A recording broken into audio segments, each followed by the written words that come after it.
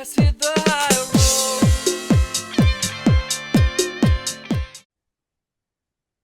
Hi, this is Nancy Earl, and welcome to High Road to Humanity. It's going to be a hot one today. It's hot here in Connecticut, and I have a wonderful gentleman. Steve Burgess is here. He's joining us from the UK, and welcome to the High Road, Steve. Thank you, Nancy. Thanks for having me. It's going to be a fun show. You guys, he's a hypnotherapist, and he's got a book out, The Adventures of a Hypnotherapist. Was I Under? And I have tons of questions for him today. I'm going to read his bio real quick so you guys know who he is and what we're going to be talking about. He is one of the world's leading hypnotherapists and a specialist in past life regression. He has completed many thousands of past life regression sessions, helping his clients with a wide range of issues, including phobias and anxieties, depression, lack of confidence, weight issues, addictions, physical illnesses, sexual problems, and performance anxiety. Now, most of his work involves using hypnosis to regress people back to the emotional root cause of their problems. And this is so true because everything's, in our little cells there. He's often back into previous lifetimes. And so we're going to talk to him today. He does have a YouTube channel. It's Hypno for the number 4 all. And he features free hypnotherapy recordings, just so you guys know. Check that out. Hey, listen, this is High Road to Humanity, and I have to talk about a couple things that are going on. I flipped on the TV today, and I didn't even realize this. Tulsi Gabbard calls for Obama to be prosecuted over 2016 election claims. A lot of people wondered about this, so I'm going to read a little bit. I won't get too much into it, but I have to bring it up. Trump intelligence chief accuses ex-president and others of treasonous conspiracy for alleging Russian interference. Now, Tulsi Gabbard, the director of national intelligence, has called for Barack Obama and former senior U.S. national security officials to be prosecuted after accusing them of a treasonous conspiracy intended to show that Donald Trump 2016 presidential election win was due to Russian interference. This goes on, but apparently their goal was to subvert the will of the American people and enact what was essentially a year-long coup with the objective of trying to, assert the president from fulfilling the mandate bestowed upon him by the American people. So this goes on. They have a lot of evidence. Gabbard, a former Democrat member of Congress, said she was passing documents supporting her case to the Justice Department. They included a partially redacted intelligence community assessment from the Obama administration on cyber threats to the 2016 election. So they made this up. They went into the conference room after he got elected, but while Obama was still president. I was watching this on television a little while ago, and they came up with this whole idea of what they were going to do to just uproot his campaign. And it's really crazy. Well, his presidency, because he had already won. So it's not just the campaign, it was his actual presidency. This is a major thing. The world is changing, and as the world changes, all these things are coming out. Isn't it interesting, Steve, to see the truth come out? It's like it's time, right? Yeah, I talk a lot about the Great Awakening, which I believe, is going on Earth at the moment. And Yeah. part of that, I think there are two reasons. One is because people are growing spiritually, and we have a greater spiritual growth than we've seen on Earth for a long, long time.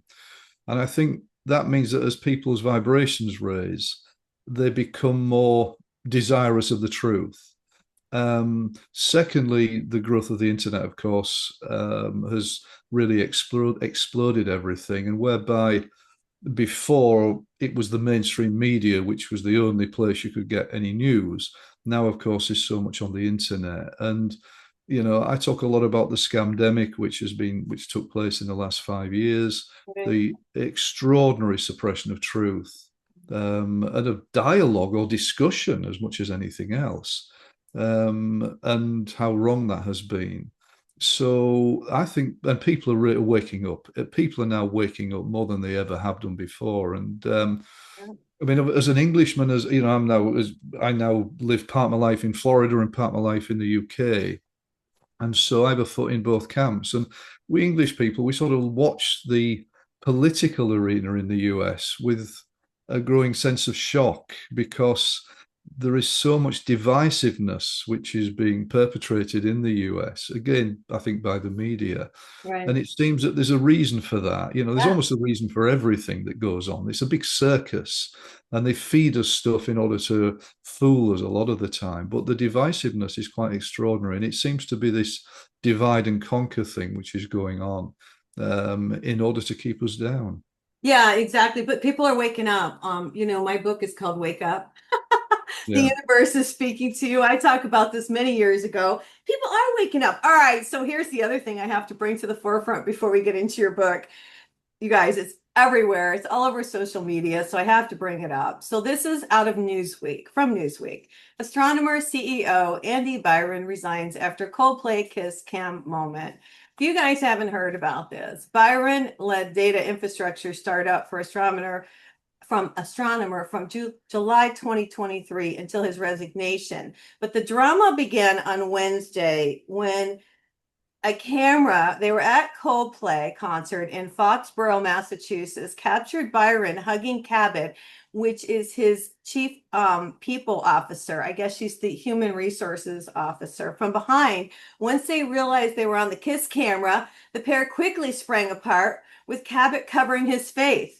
Either they're having an affair or they're just very shy, Coldplay frontman Chris Martin remarked to the crowd. Well, they were having an affair, and now the whole world knows. And following the incident, Byron's wife, Megan Kerrigan, Byron reportedly changed her Facebook profile name before deactivating the account, which had been inundated by comments regarding the viral footage. And here we go again. People think, I love this, in the fact that, first of all, I feel terrible for the wife and for the husband.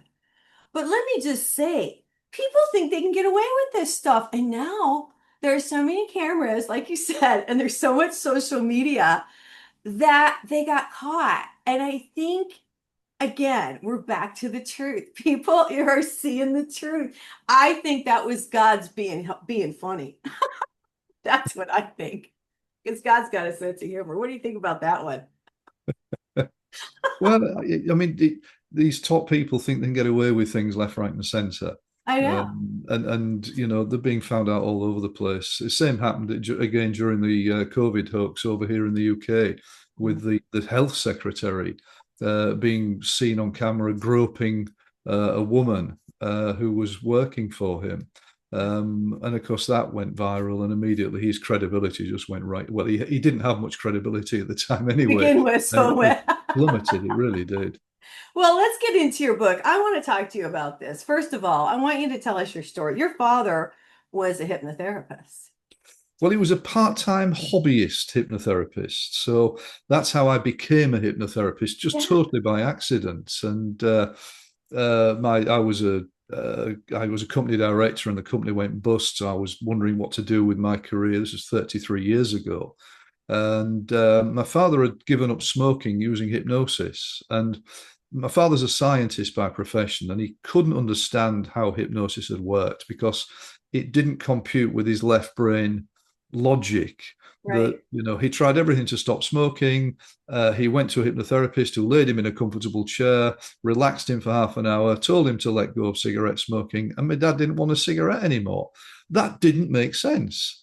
So he started to read about it, and he became so fascinated that he went and trained in hypnotherapy, and then just practiced privately as a hobby, helping friends and family and people who had heard about what he was doing. So he said to me, why don't you look at being a hypnotherapist? So I thought, okay, I'll try it. I went and trained, and I was very lucky, really, because I'm a natural therapist. Some people are natural musicians, natural sports people. For me, it was like coming home to something. So I was very lucky, and then just things really took off. And for the last 33 years, I've done over 15,000 therapy sessions in that time. And unfortunately, I've had some extraordinary experiences about which I'm writing the book about, of course. I know. We're going to talk about some of those today. And thank you. I just want to say thank you and bless you for helping all these people. Oh, thank you. It's my Yeah. my path in life. I appreciate that now. Yeah. And I do actually believe it sounds very pretentious, and I don't want to be pretentious because I'm just a jobbing therapist from Yorkshire in England. I do feel that my mission on earth is to propagate the concepts of past life regression, and get people to realize that it's a very powerful therapy, that it's very real. It isn't people just making things up in trance. It's a Right. very powerful therapy. And I believe that's my mission on earth, really. Well, and for all the viewers out there, this is on my podcast and on my YouTube channel. You do have a podcast of your own and you have a website. Do you do this type of work through Zoom? Like you and I today, I do healings through Zoom. So I would imagine that you do this work through Zoom. I do the vast majority, 99% of my sessions are on Zoom now. Yeah. And I actually believe the more effective, Nancy. Years ago, I would not do this type of work on a laptop. I wouldn't do it. And then, of course, when everything went bonkers 5 years ago and everybody started to go onto Zoom, Right. I started to do sessions. I was getting inquiries from all around the world. I mean, I've had clients in 28 countries now. So I do it online. I believe it works better online because my clients are more relaxed because they're at home. Oh, they're at home. That's right.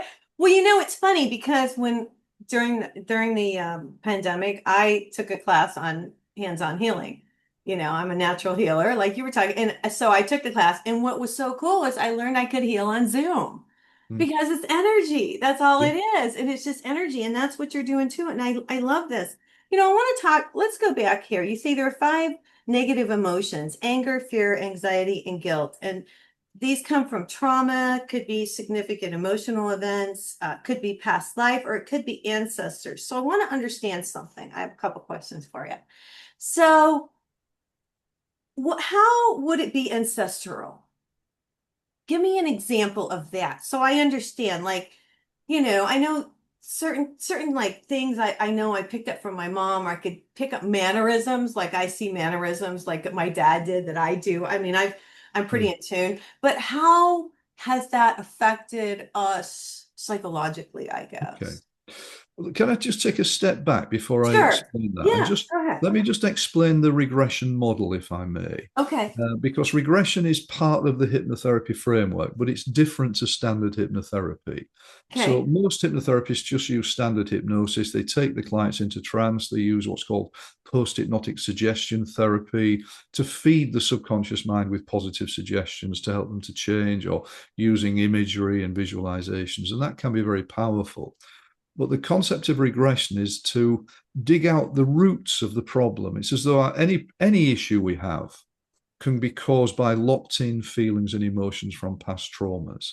I would say every issue that we have as human beings is caused by locked-in feelings and emotions from past traumas.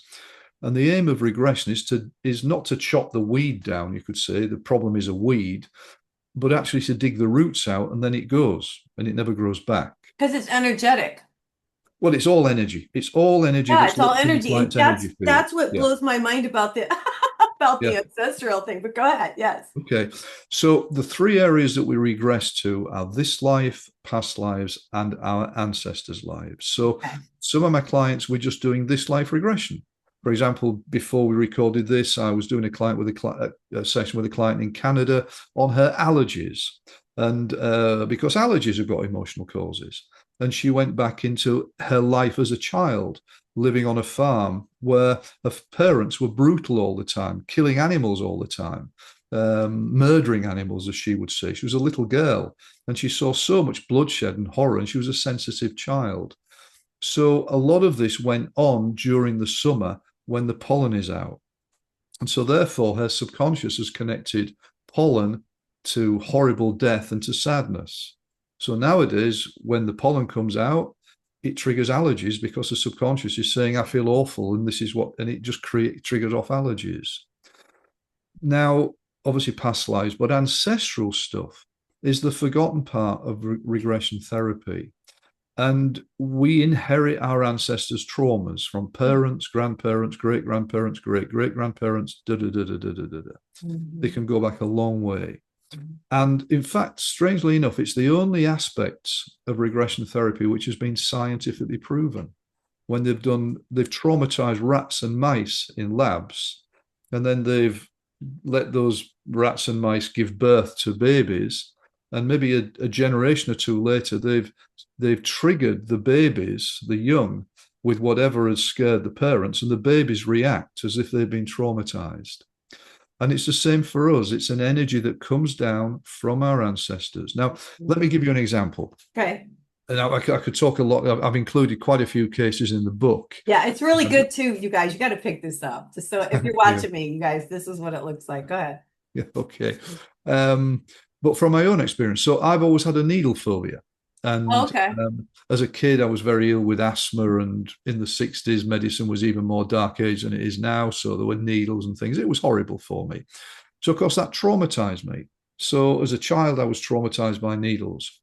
Therefore, I'm scared of needles. I've done therapy work on myself to release that as best I can, including quite a lot of past life regression. But for me, my trauma was my own childhood. But my mother, when she was 15, she had all of her teeth taken out without any anesthetic by a quack dentist. He turned up at the family home, a very working class family. He had a suit and a tie on and carried a briefcase, so they thought he knew what he was doing. And basically, he got paid so much per tooth. So he just wanted to take people's teeth out. And he said, oh, she's got a gum disease, got to take all the teeth out. And she's 92 now, and she still says that to this day, she was in agony for months afterwards because of the pain. I bet the But also trauma. the emotional agony. Yeah. You know, she was a beautiful young 15-year-old girl having all of her teeth taken out. So part of my needle phobia is coming through from my mom. Mm-hmm. So I've inherited it from my mom. But my number one daughter has a needle phobia. She's hardly ever had a needle in her life. Where has she got it from? She's got it from me and from my mom. It's come down through the generations. Now, it's generally a genetic thing, generally. So it's in the genes. Right. And that's where it comes from. However, yeah, I believe it's also an energy as well that can come down, because I've sometimes found with my client sessions that the trauma that has taken place in the ancestors' life has been their death trauma. And you can think, well, how has that death trauma come down the generations? Because it has to come down through the genes. So it must be, if my grandmother had death trauma, if I'm going to inherit my grandmother's how would you trauma, get it that? has to How take would you place. inherit that? Exactly. It Yeah. has to take place before I am born. Right. Or whatever. It comes down, etc. But is it energy? Is it the energy? It's an energy. There's an energy that comes through. So it isn't always about a genetic thing. It's often an energy that comes down. I'm going to give you an example as you're sitting here talking about this. All right. So now listen to this. And I know what it is because I'm so in tune, but I don't know because I haven't had a past life regression or anything. But I was never afraid of heights. And then all of a sudden, I think I was in my 40s. And all of a sudden, I was scared to death of heights. Or it got worse. I think I've always kind of been afraid, but not, I mean, I was a cheerleader. I got on top, I mean, I was never really afraid. But then all of a sudden, we were camping in the smoke in Colorado.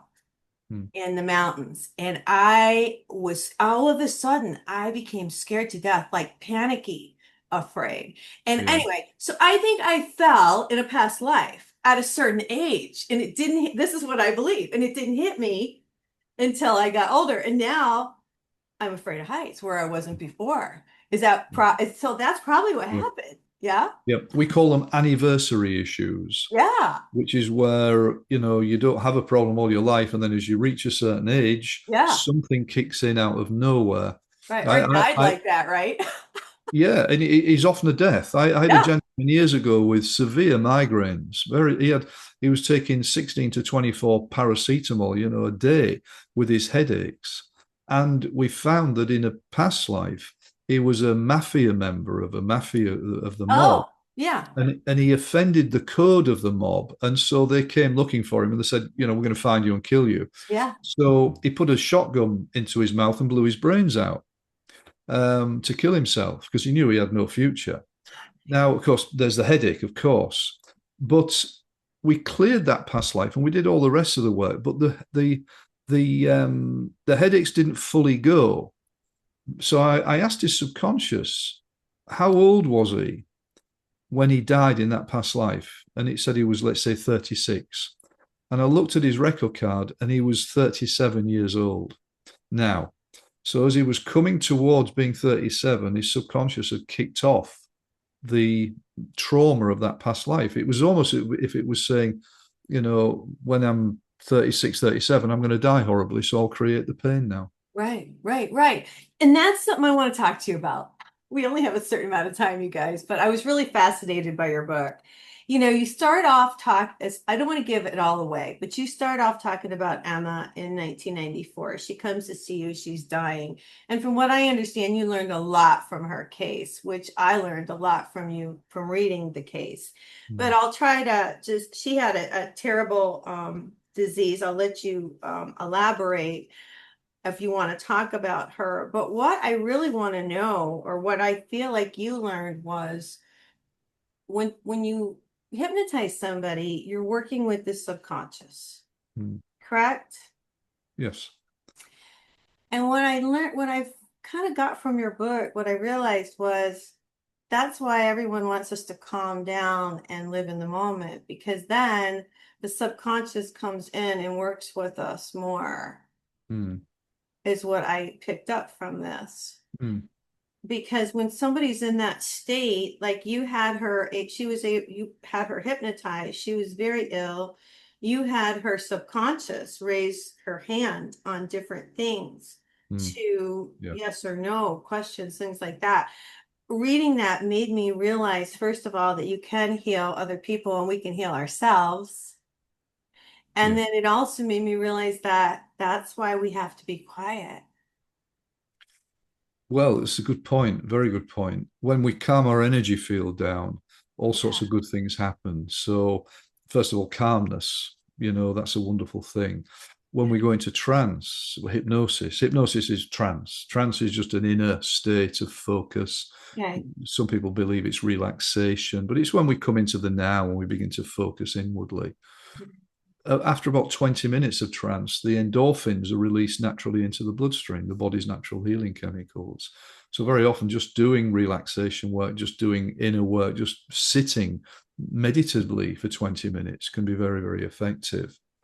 But from a perspective of allowing the subconscious to come through, basically going into trance is very easily and very natural. We do it every day.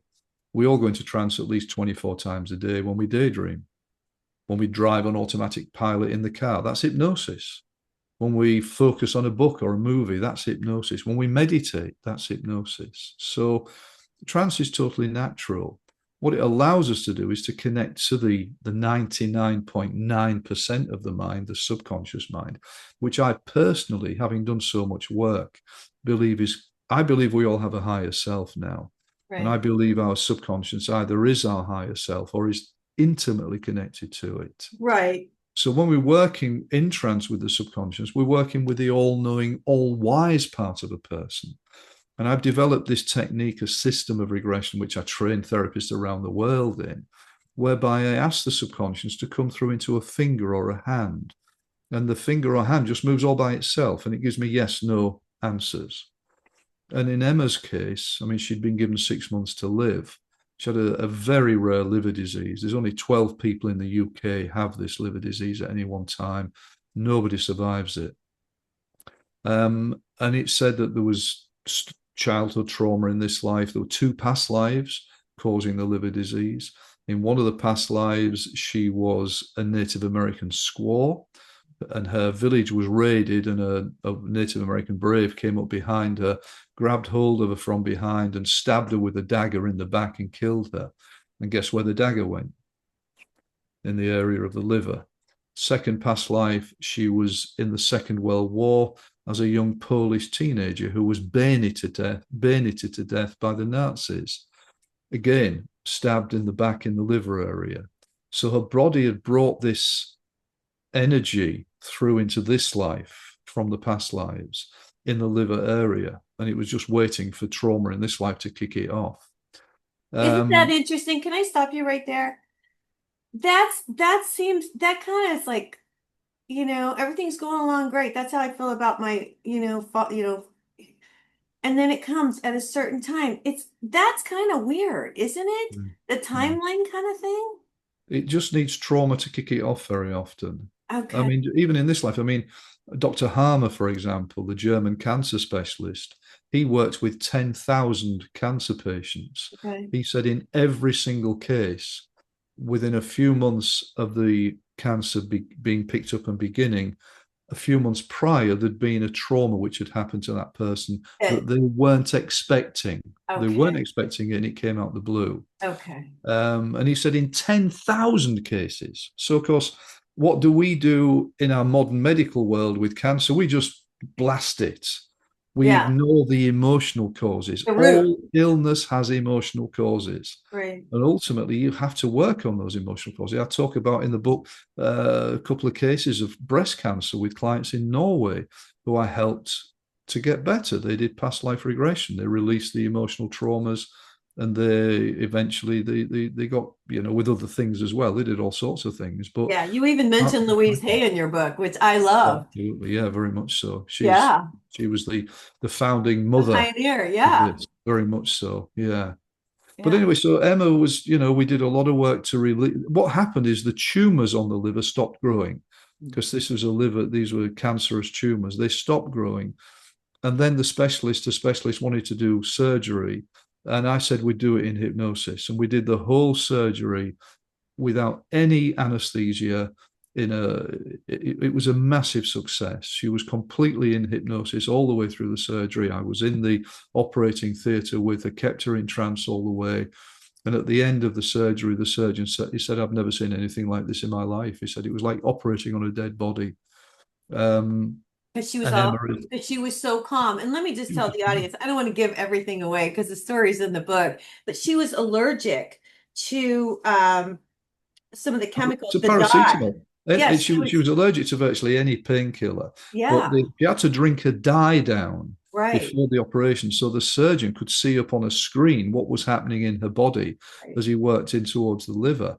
And she was so allergic to that. She'd had the same surgery twice before, and both times she spent the whole of the operation retching and vomiting. Both times the surgery was a complete disaster. The Right. first time she had a liver damage. The second time he damaged her gallbladder so badly she had to have a gallbladder removed. Yeah, I read So that. at this time it was done in an hour and a half. She was out of hospital a few days later. It was just like a miracle. She is now 29 years past her die-by date. Oh my God. Isn't that great? And So you've the done a lot power. of these where you go in and do surgery. You're there during the surgery. I've done bits and pieces of it. I haven't done that much. It isn't used that often, to be honest. It should be. It should be though, right? Every childbirthing room, every hospital where women are giving birth should have hypnotherapists on call 24 hours a day. It is scandalous, in my opinion, that hypnotherapy is not used more widely, especially in childbirth. It speeds the birth up. It makes it much easier for mother and baby. Baby comes out calmer, etc., etc. There's a greatly reduced need for gas and air and any anesthesia. And it is absolutely scandalous, in my opinion. It needs to be used in hospitals much more widely. Well, yeah, we need to change how we do medicine completely. And yes, I agree with you. We slap the baby and we have bright lights and what a way to come into the world, right? Terrifying. That's a Well, whole, I that's a do a whole lot of nother regression. story. Well, Huh? I do a lot of regression back into birth. We do rebirthing where I take my clients back to Well, yeah. experience their birth experience to release birth trauma. That can be extraordinarily powerful for them and helpful. Interesting. Very interesting. This is really interesting stuff. There's a couple things I want to talk about before we get out of here. I'm looking to see how long we've been on because I don't want to take up too much of your time. I know you're tired, you got a little jet lag. Um, you did spend some time in the 1990s. You spent 3 years teaching inmates meditation and stress management. I wanted to bring that up just because I thought that was interesting that you did that. Mm. Do you want to share any of that with the audience? Yeah, I mean, the local big prison in my city where I was living. I contacted them and said, look, where meditation is used in prisons around the world, it reduces the reoffending rate dramatically. So they invited me in, and I started to do meditation and stress management sessions with the prisoners. And so many of them got so much benefit because the prisons are extraordinarily stressful places. And unfortunately, I wasn't allowed to do therapy with them. They said, you're not going to do any of that hypnosis stuff. No, no, no. So they wouldn't let me do any Oh, therapy. that was like too much, huh? That was over the Well, top. exactly, but they were desperate for therapy, Nancy. They I were some of bet. these lads. It's well known that at least 85% of prisoners come from broken homes and abusive backgrounds. Sure. Let's heal their childhood wounds so they don't carry on reoffending. This is the important thing. It doesn't happen, unfortunately. But whilst I was in the prison, I actually met and got on very well with a man who is known as Britain's most violent prisoner. His name is Charles Bronson. There's a great movie about him with Tom Yes, Hardy. yes, Yeah. yes. And, I mean, this man has spent over half of his life in prison, and he's built like a bear. I mean, he does 2,000 press ups a day. He's extraordinary. But we got out like a house on fire, and we started to write a radio play together. And we actually found that he was incredibly creative. Now, and we brought this out for the first time in all of his years in prison. And now he's changed his name to Charles Darley, Charles Darley or Charles Salvador, after Salvador Dali, and he sells his art for charity around the world. I So, love and it. he's still in prison, but yeah, he's an extraordinary character, one of the most amazing people I've ever met. Well, it just shows how we need to change our society. And as we do raise our vibration, people like yourself and myself and our audience, we realize that, wait a minute, we're doing this all wrong. These people need help. Yes, It's called compassion. yes, It yeah, really is, because you're yeah, right. Everything stems, everybody has something, whether it could be childbirth, it could yes. be something that happened when you were little, something that happened when you were older, or something that happened in a past life. Well, That, John Bradshaw, who's the father of inner child therapy, very powerful therapy processes, he yeah. says that in his opinion, only 4% of people are truly functional, which means that 96% of us are hooked up in some way. Well, So uh, I've only ever met one person who I thought was truly functional, and he was a Tibetan Buddhist Lama.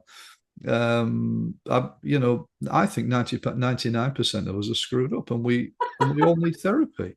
well, here's what I think. I think the more I'll rewind a little bit. I'll take it back.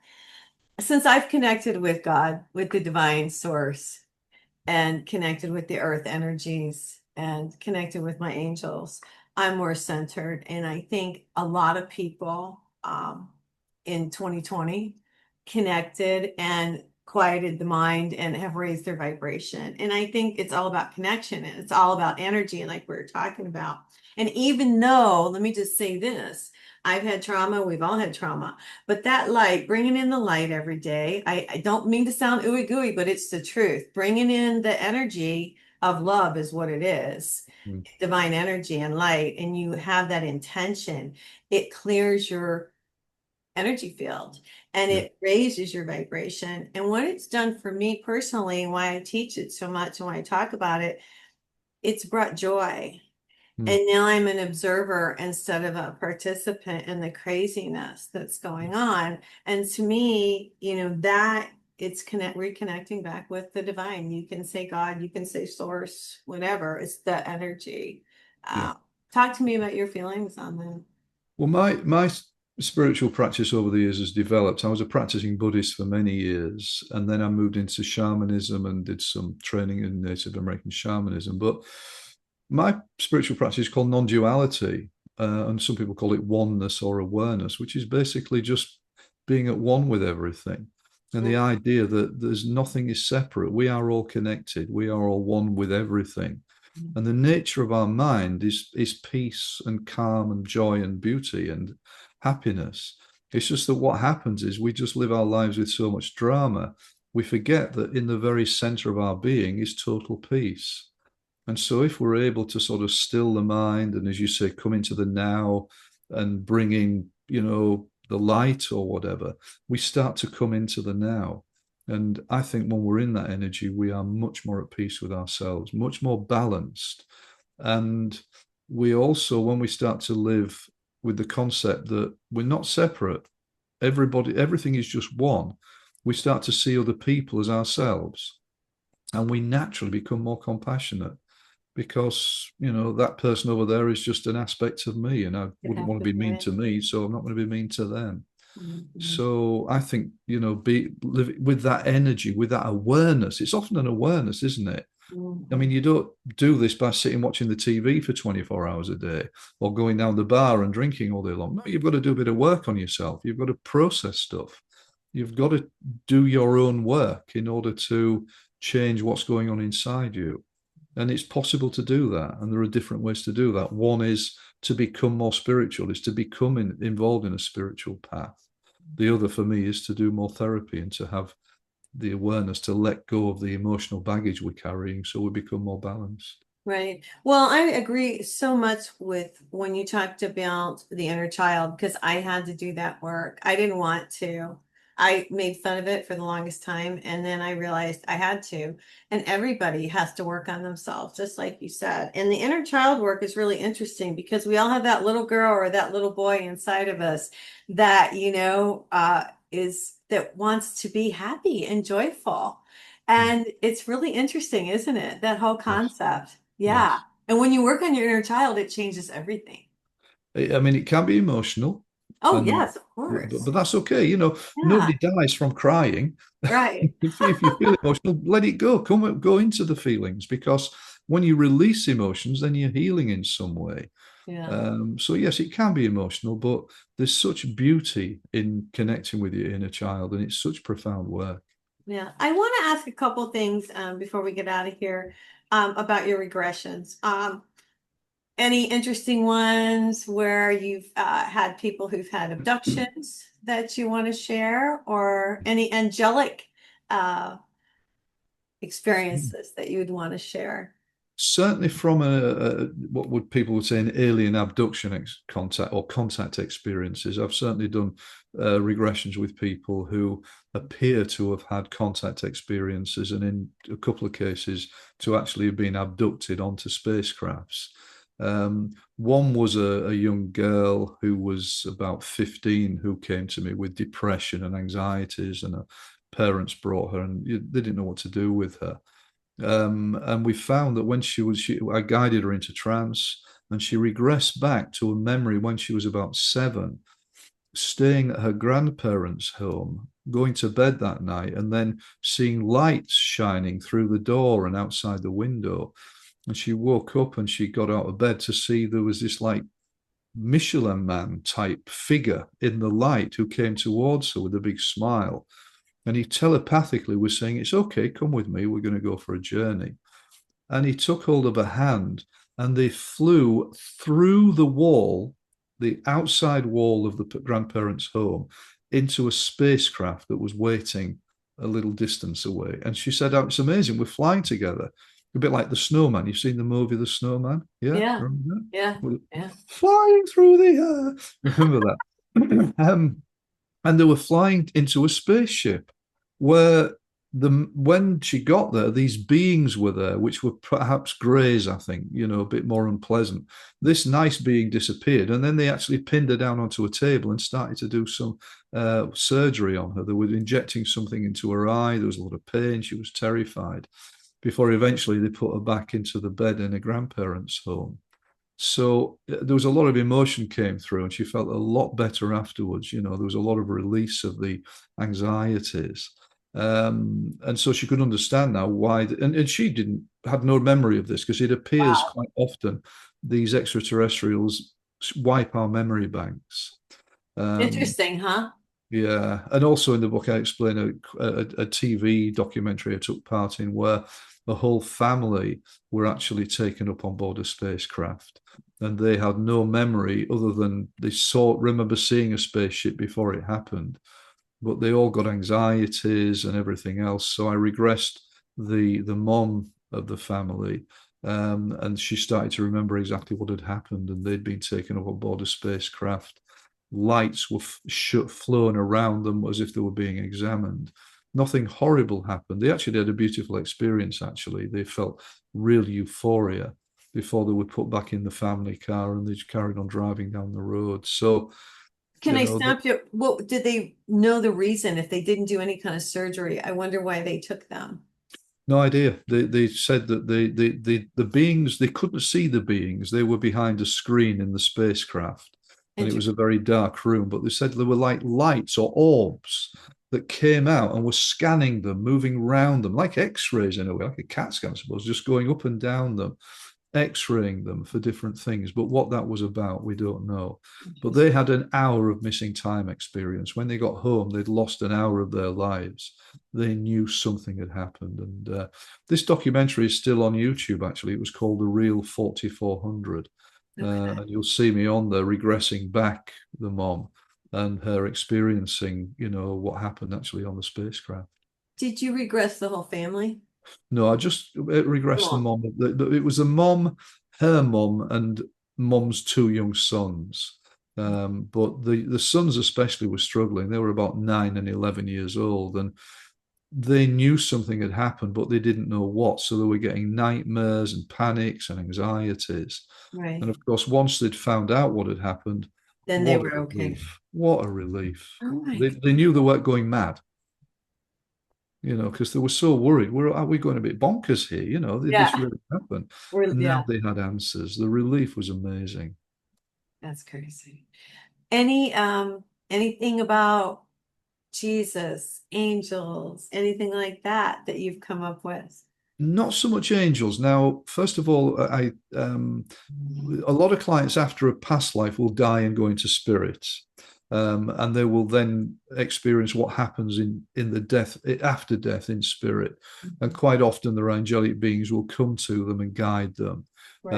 and help them to process the life they've just lived and maybe look ahead at the next one. You do see that. You do have them tell you. That happens quite a lot.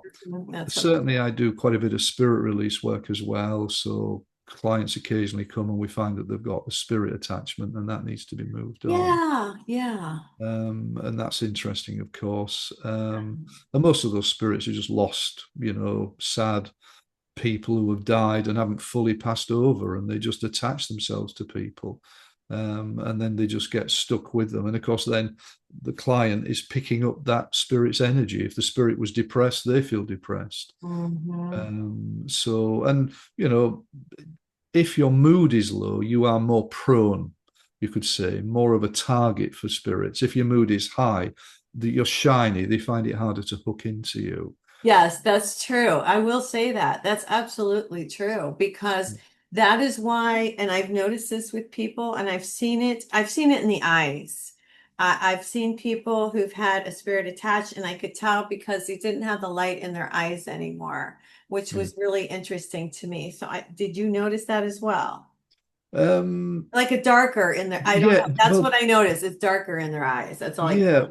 What I've always found, especially when I was doing in-house sessions in my office, I would find that when the spirit attachment started to come through, the room would go cold. It would just go cold, and I think, oh, it's here now. I can feel it before it moved off, and then the room would come back to temperature. Well, yeah, but I guess it just goes along with when people are down. It's crazy when your vibration is down, and when you are depressed, you are cracked.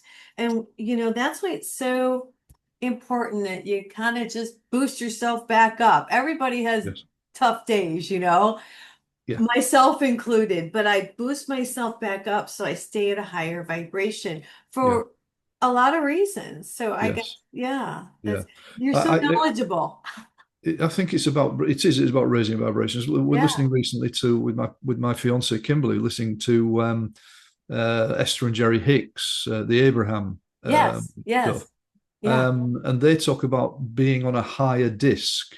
Waking up in the morning, you might feel a bit flat. You're on a lower disc, a lower energy disc. Well, be aware of that. Move up to a higher energy disc and stay on that disc as much as you can. Yeah. And I think if you have that awareness, you can do that. Yeah, and affirmations are big. I just want to say that to everybody out there. I am huge on affirmations because the energy of your words, and when you say I'm healthy, wealthy, and wise, or whatever you say, whatever your body reacts and the Yes. energy goes out into the universe. And that's a huge part of it too. And just going back to what we're talking about with the spirit attachments, sending out to the universe, I am a sovereign being and I am in my power now. And if you think you've got a spirit attachment, you send it off, you tell it to go. Right.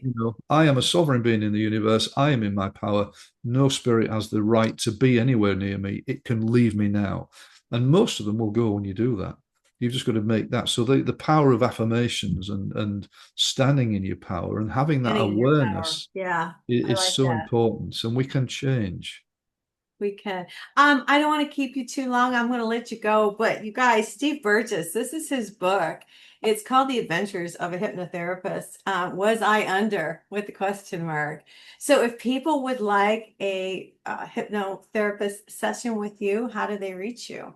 My website is steveburgesshypnosis.com. Okay. steveburgesshypnosis.com. But my YouTube channel, Hypno for All, HYPNO, the number 4ALL, has got 26 free hypnotherapy recordings on there because I'm very aware that not everybody can afford to see a therapist. So my way of giving back to the world is to say, listen to some of my free hypnotherapy recordings. They can help with Cool. anxiety, with irritable bowel, to lose weight, to give birth more easily, all sorts of things. So, and there are a lot of interviews on there that I've done with my team members as well about different aspects of regression therapy. But so there's videos as well as the audio recordings. So I want people to go there and listen to those. Yeah, so I can go, like if I wanted to lose weight, I could go on there and click on that video and it would put me into a Yeah, hypnotherapy, a yes, hypnosis state, so that absolutely. hypnotic state, so I could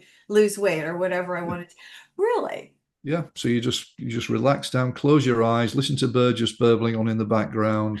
We tend to do a sort of a relaxation, and then there's a lot of visualizations and suggestions to help you to lose weight. There are actually 3 weight loss recordings on there, I all love. of different types. Well, I wouldn't So do that one, but I'll tell you what, I'm going to get on there and look. It's been such a pleasure. Thank you, Steve, for coming on thank you today. so You much. guys, and if you guys are interested, before we get out of here, pick up my book on angels, A Guide to Angel Communication and Spiritual Law. Or if you want to learn about energy, wake up. The universe is speaking to you. Okay, you guys, we're getting out of here for today. I hope everybody has a fabulous week and God bless.